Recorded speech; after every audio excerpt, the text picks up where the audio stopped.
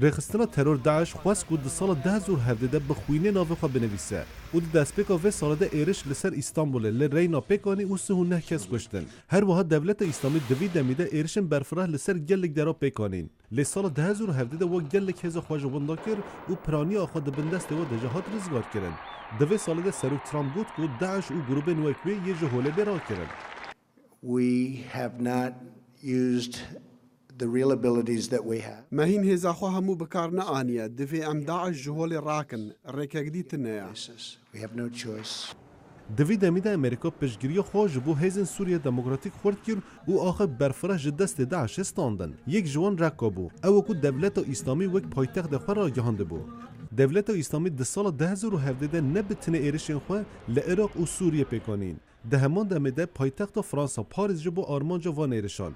هر وها دولت اسلامی لمصر، پاکستان، افغانستان جه ایرشین خو پیکانین. دوی سال ده امریکا بمبای خو هر مازن لافغانستان لسر بنگه یا داعش کارانی. Let me be clear, we will not relent in our mission to fight alongside. که از بزلالی بجم ام ناهلین هزامه یا دجی داعشی سز ببه. ده سال 2017 پشتی اپراسیون چندین مها باجار موسول جدست داعش هات رزگار کرن. از لوی داره بانگ دکم که هزا داعشه هاتی بن پی خستن.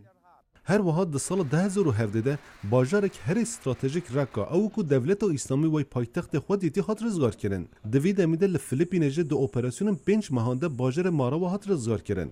ده همان دمیده دولت اسلامی ایرشین خوی ناونتوی پیکانی. اف ایرش لنیویورک، بارسلونا، استکهلم و پاریس انجام داد.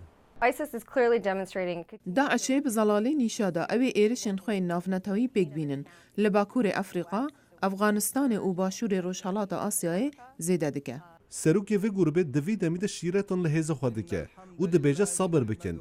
لی اشکره کو هزا داعش بر به دعوی وده چه.